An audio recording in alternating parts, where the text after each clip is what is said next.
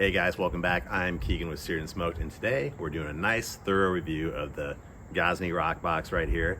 I've had this oven for about 4 months. I think I'm pretty qualified to do a review at this point. I've made a lot of pizzas. I made a lot of mistakes, but we've had a lot of nice success with this oven too, and I'm excited to share everything I know about it. We're gonna cover a lot of topics pretty quick, so if you're looking to buy this sucker or another pizza oven, this should give you a pretty good idea if this guy's for you or not. So first, let's talk about what you get in the box. Obviously, you get the oven. This one has a little wear and tear by now. You get a little marking from the fuel coming out the front of it there. It also comes with the strap that allows you to carry it a little more easily. So you just put that over the top. It's got a thick Velcro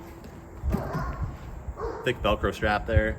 And then this is hot right now, otherwise I could pick it up and move it, but we're heating it up because we're gonna use it later. But it does allow you to move it a lot easier. It's a little over 60 pounds, so I found that a pretty handy little accessory that it does come with. Even though it doesn't come with a cover, this is pretty handy. I'd probably take this over the cover actually, because I usually just keep it open. It's pretty sturdy. And the third thing that it came with that is really nice is this peel. It's 12 inches wide, same as the oven. This is basically a 12-inch wide opening there. But I love this peel. The perforation, I don't know, it makes it slide right off. I've never had dough really stick to this. It's kind of like an anodized aluminum, kind of got that coating on it, so it's not really glossy and sticky. It's kind of got like a brushed finish to it, so it seems like it slides off almost as easily as like a wood peel, which is amazing. I love this peel. If I ever get rid of this oven, I'm still gonna keep this peel because it's that good. And I mentioned the width. It is pretty much about 12 inches, just slightly over 12 inches wide.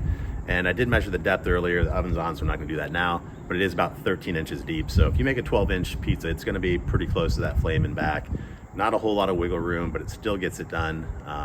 But you have to keep an eye on the pizza, otherwise it can turn on you pretty quick. All right, let's take a quick spin around the oven. You know, the flame in these Gozneys is one of the coolest things just to watch. Never really gets old watching it fire up and just the flame it puts out. Obviously a lot of heat there.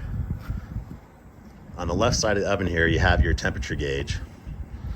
Now, this isn't gonna correlate exactly with what the pizza stone is, but it does give you a good idea if it's heating up. So it's saying, 600 Fahrenheit right now. And if we shoot the back of the oven, we're at like 730, 700. Center is actually around 660.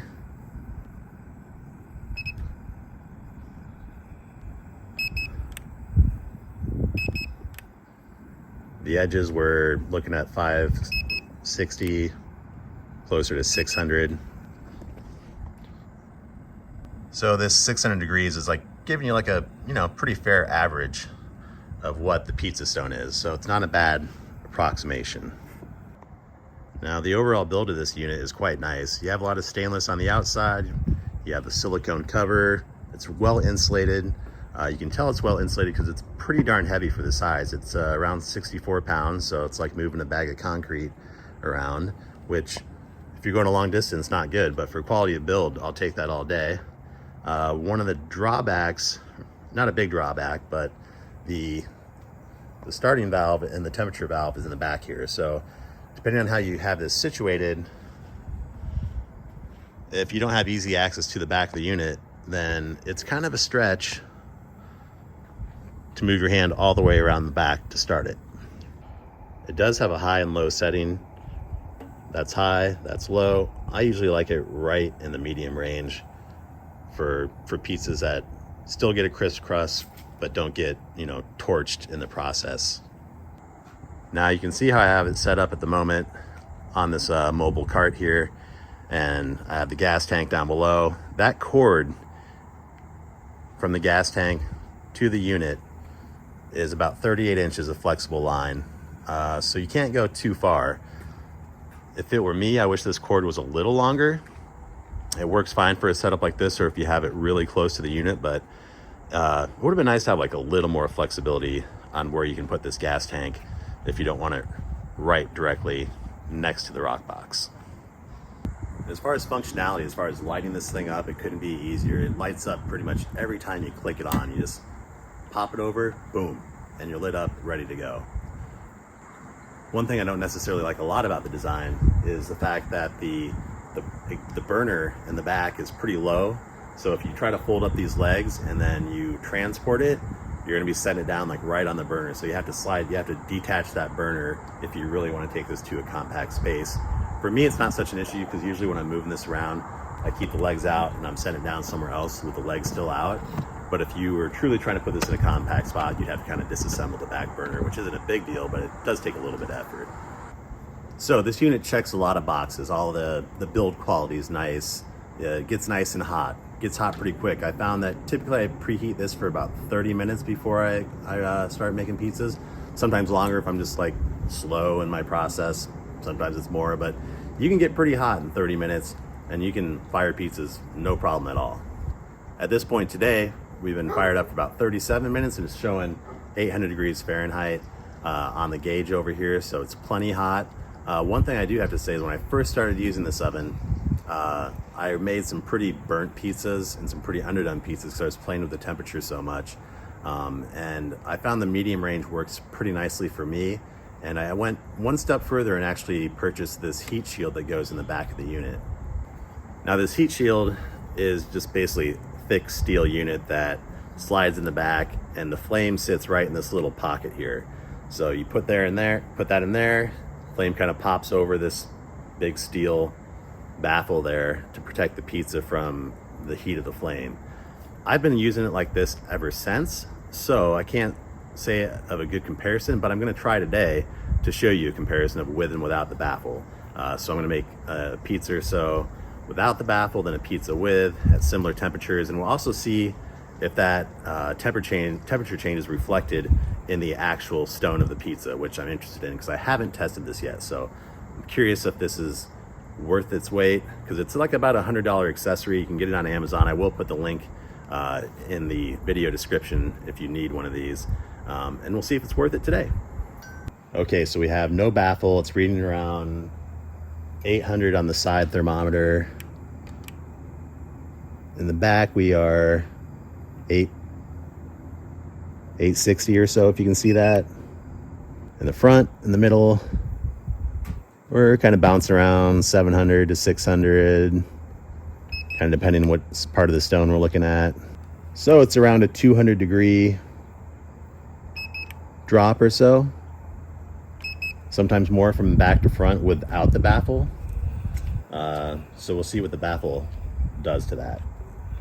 So we're gonna go ahead and make our first pizza. Just do a nice simple margarita, and we'll compare it with the baffle on, see if it still helps or not compared to my first experience. Maybe I was just a rookie at the time, and maybe now it doesn't matter. Maybe I don't need the baffle, so let's give it a shot. And if you've been watching this video kind of wondering where I got this sucker, I did build it and I did do a video for it previously, and I'll put the link up there if you're interested in checking that out. All right, we got a nice margarita pizza ready to go. Sliding around there on that nice peel good. We're gonna see if we can get the GoPro going. Give you a real-time look at cooking a pizza. It's still around 850 in the back, 650 or so in the front. The baffle's not in, so this is our trial run number one.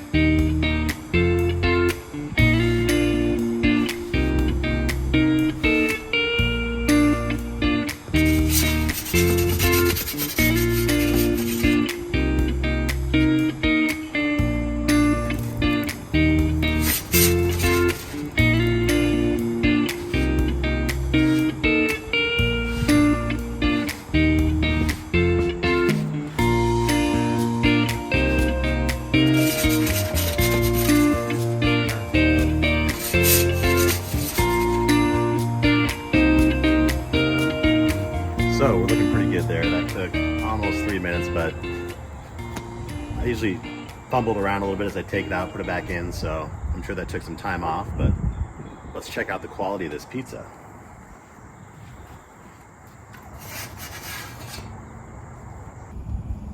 Nice doneness. That's about the way I like it. A little char on the outside, a little char underneath.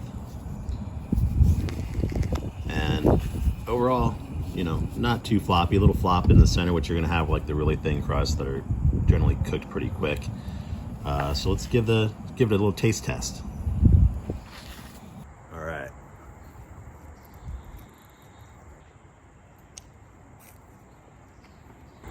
That's a nice pizza. That's one of the recipes from Pizza Bible using 00 flour, pretty standard fare.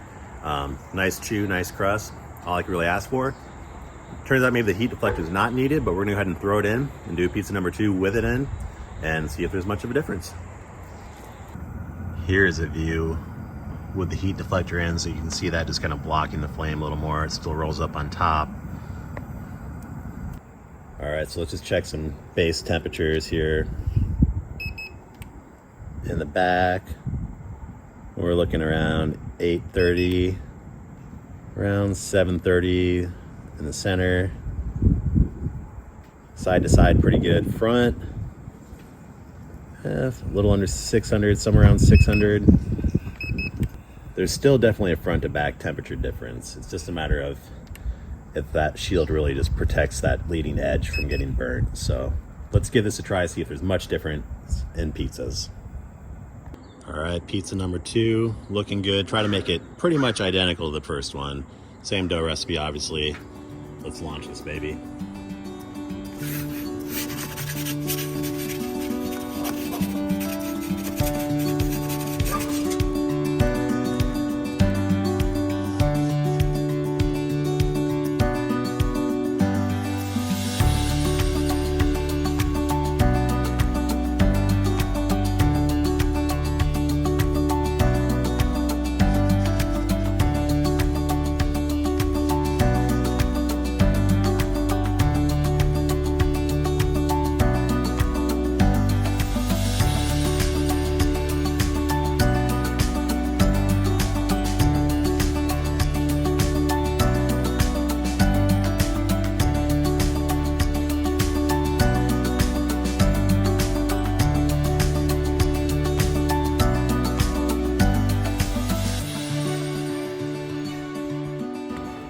So another good looking pizza here.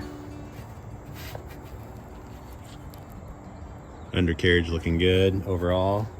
Both of them look good. I'd say this one has like a little more poofiness to the crust, which is typically what I've seen when I have that heat deflector in. So maybe that affects it just a little bit. All right, let's cut into this guy. Feels similar level of crispiness.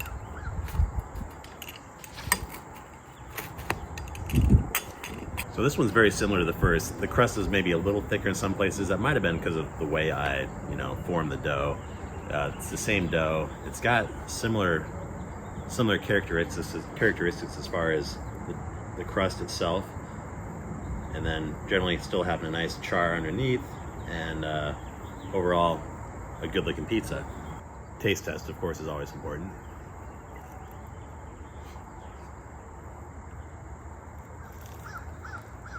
Now, so as far as between the two pizzas, I think this one is the winner for me just because it has a little more, I don't know, it felt like the dough rose just a little bit more in there, had a chance to like develop a little bit more in the oven. Maybe it was in there a similar amount of time, but I don't know, maybe the heat deflector makes it just a little more ambient, effect on the pizza itself. But they're both close. I don't think you necessarily need the heat deflector. Now that I've learned how to use this oven properly over the last 4 months, I think you could go either way. Okay, so both pizzas were pretty amazing. There's nothing wrong with either of them. I thought the second one turned out better, which had a little more, feel like I had a little more rise to it for whatever reason. That's usually the way they look when I've made these pizzas in the past. A little more poofy crust on the outside, so maybe the first one just didn't turn out right for, operator error or whatever. But either way, both turned out great. I think you could go with or without that heat deflector, which is an add-on accessory through a second-party company, and I'll put that link down below if you choose to go that route. But I think you can live without it with a little practice. Just keep it on medium heat. I think you'll be fine. So after we've looked at this oven, some of the most positive points, I think price has to be one of them. Some people might say that's expensive, but $500 for an oven of this quality with that awesome pizza feel you get, I think to me is a really good buy. Along with the quality of the build, it's just when you pick it up, you feel the quality, the materials, the way those hinges are constructed on the leg are really solid. Like it's overall the build quality is fantastic. I can't complain really about one thing. Along with the quality, the the portability of it is really nice. This isn't probably something you're going to take and walk a half a mile with somewhere if you're camping or somewhere in the woods. But as far as moving it around the house, it's fine for me. I can put that strap on it and carry it around and move it from this location to my other outdoor kitchen areas, or put it in the garage and get it back out easily. And that's all I really need, and I think it's perfect for that. It's really nice that I can move it around based on like the wind direction and where I'm hanging out with friends, and use it in different places. So I think the portability is perfect. Another positive thing about it, how easily it fires up, and then how quickly it heats up. 30 minutes is pretty quick. If you're to cook a pizza inside in your home oven, you're gonna have to put a stone in there. You're gonna have to turn up the oven. The oven's gonna take probably 30 minutes to heat up. Then you gotta wait probably another 30 minutes or so for the stone to heat up enough and retain enough heat. So 30 minutes is an improvement all around. I think that's very reasonable, and generally a nice feature of this pizza oven. As far as the cons, the drawbacks of this pizza oven, there aren't many. Really, you're nitpicking I'm nitpicking at some of the ones that are drawbacks. One would just be to have the fire starter just be in a more reachable position. So if you're right in front of the oven, you can just like click it on right there, versus trying to reach around the back if you don't have good access.